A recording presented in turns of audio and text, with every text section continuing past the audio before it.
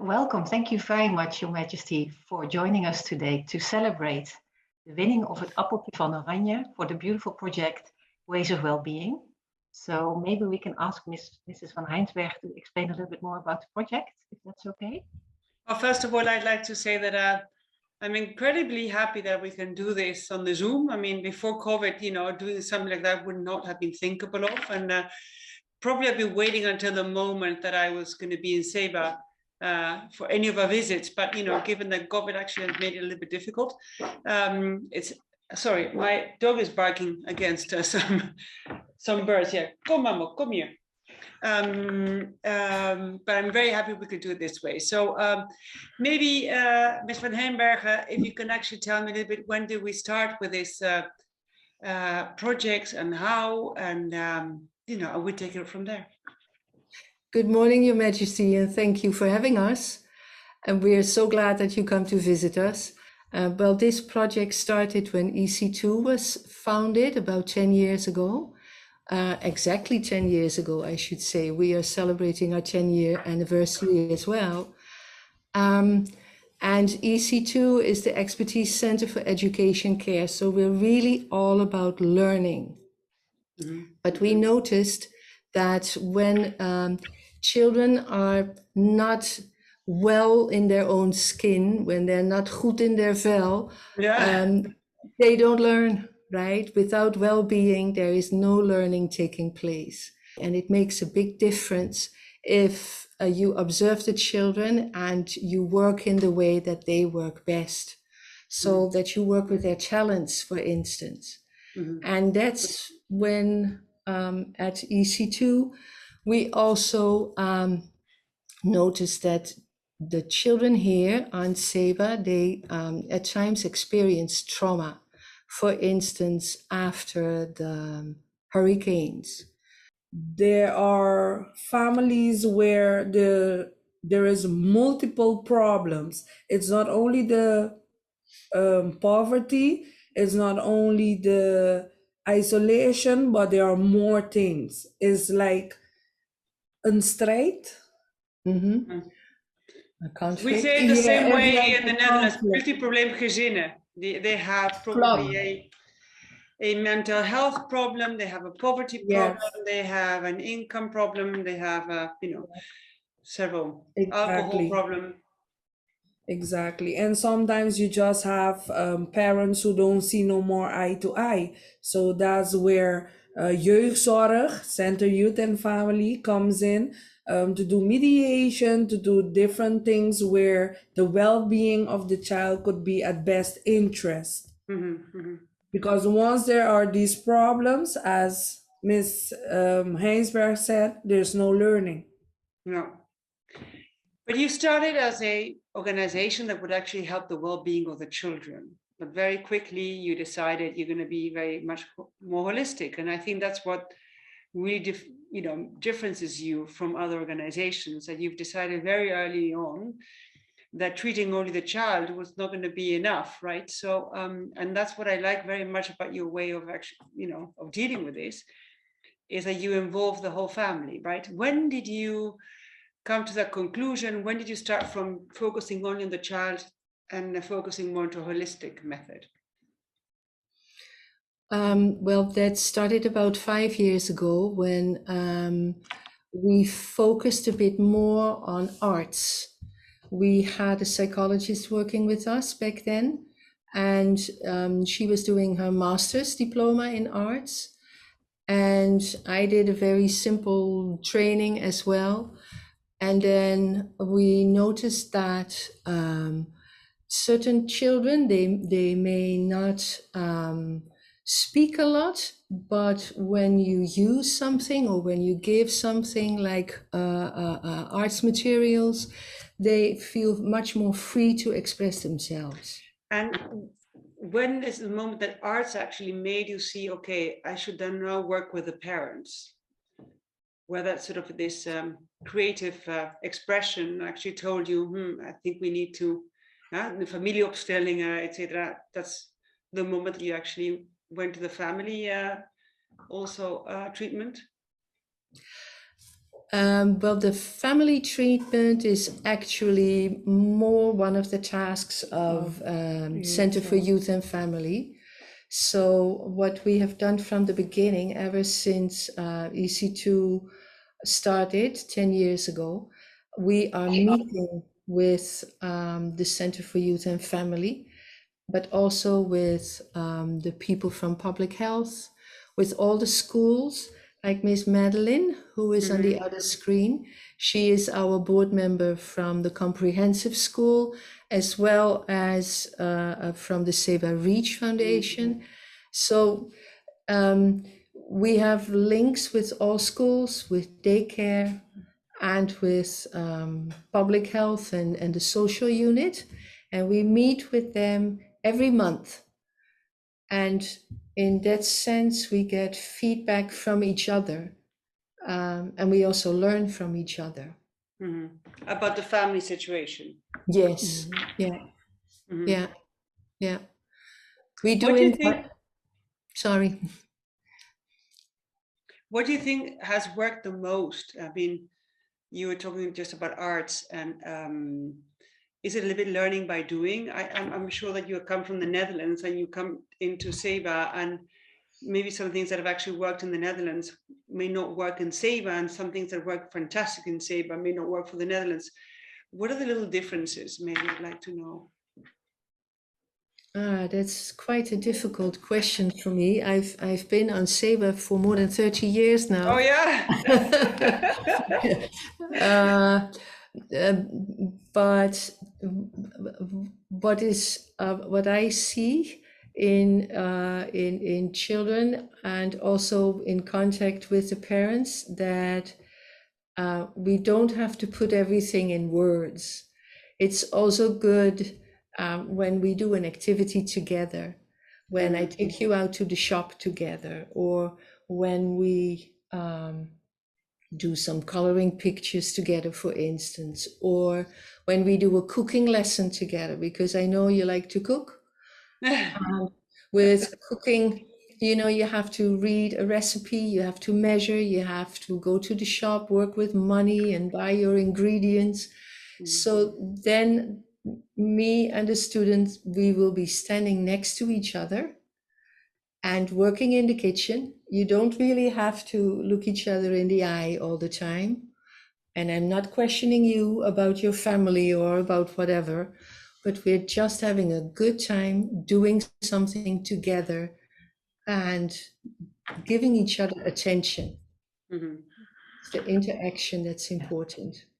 You know, one of the issues that I'm mostly interested in is the whole prevention issue, and maybe an analysis from your side is, when you're feeling you're being the most preventative, if you're being called to a classroom of so 5-year, 6-year-olders, so you can already see certain problems going on, and you can treat them very quickly, by which you prevent more problems from being developing. Or when do you feel you're actually that was just an example, but when do you feel you're doing actually prevention, and what would you like to do more of it?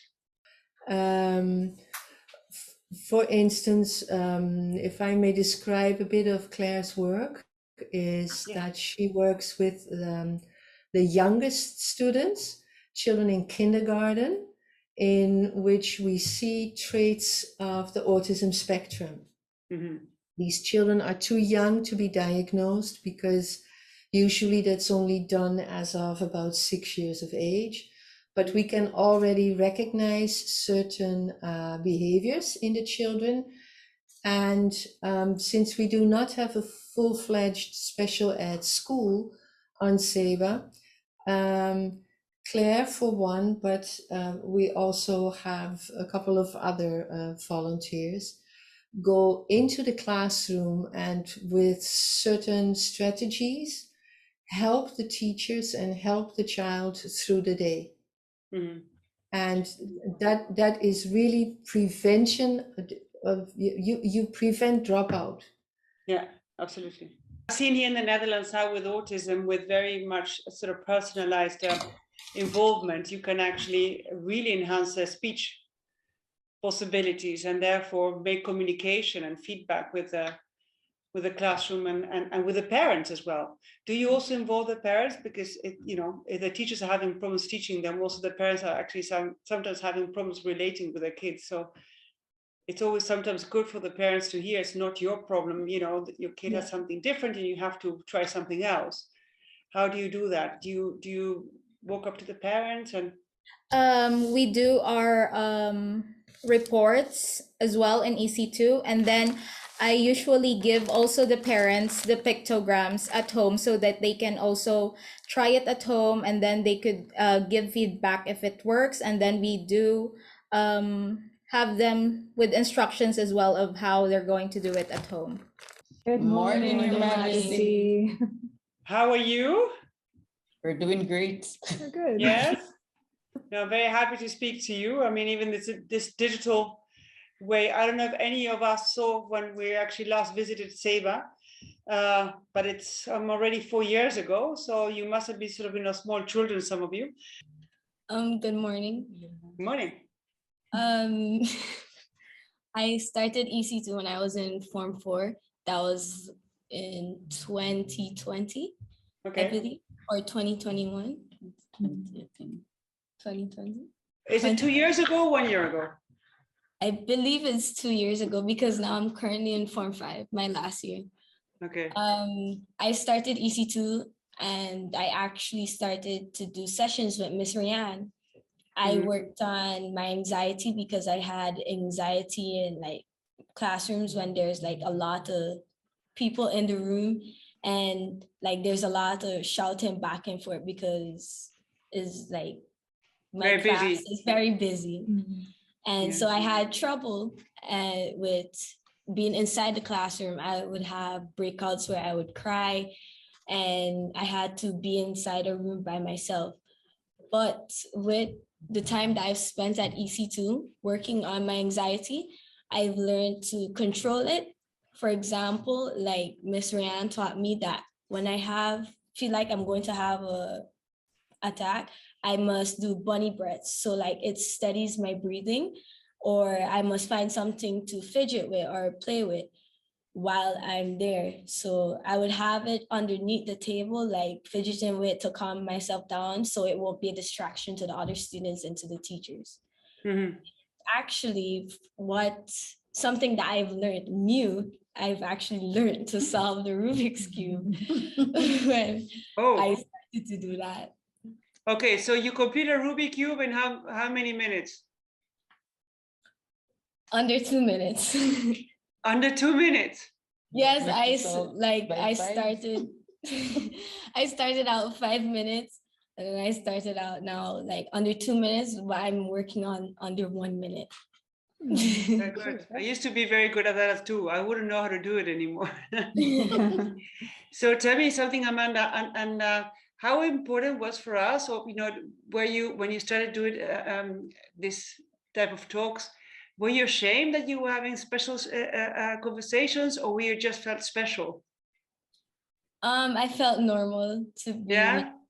Yeah, I didn't feel like I was being outlined or being stigmatized or anything. Very good, very good. And how are your grades doing since then? Well, my grades have always been up to my expectations, and it's I try to separate my grades and stuff from what's going on personally. Okay. Yeah, but sometimes when you get very upset, sometimes you cannot pay attention in the classroom, and then you can miss things, and that would be really a pity, right? Yeah, but I have my classmates fill me in on the information whenever I'm done. That's great. That's very good. And did you find the process fun? Discovering yourself and how you could actually calm yourself? And yes, I did actually. Yeah. Yes, and it was very welcoming. No, that's very good. And how did you work with your mom around this? I didn't tell her that I was having anxiety attacks after they referred me to EC2. And that's when I started to explain to her about it. And then she was being very supportive about it. And she actually met with Miss Rianne a few times to talk about how my progress has been. I hope you can be also an example for many other mothers and youth to, talk about, your issues, because we all have something. Yes, yes. Communication is very important, especially with your children in these times. Yeah, absolutely. Well, thank you very much for sharing. And tell me, you come in, you walk from, they told me on the right side is no, on the left side was a secondary school, and the right side was a primary school, right? Yeah. And then you turn right, and then you come into EC2, and then there's somebody waiting for you. And do you sit on a desk, or what are the activities exactly? They mostly takes me out of the class, and I have to come up here. Uh-huh. And they mostly work with art. Okay. Do you like art? Do you like art? Yes, I do. Yeah. Are you good at it? Yeah. Uh-huh. That's very good. She expressed her feeling in the arts as Very well. good. She draws what she feels. She likes to color. Mm-hmm. But sometimes dyslexic people are very artistic as well. Yes. Exactly. She's very good at hands. Yeah. So, sometimes you sort of being dyslexic is not bad. You just have to go around and see the other way of learning, because you have a lot of other talents. So it's good you're discovering other talents as well. And spend that time on that. And tell me, so do you feel safe, at EC2, that they give you the time to learn and that they give you the attention you need? Yes. Yes. Do you have apart from art, do you have a preferred activity?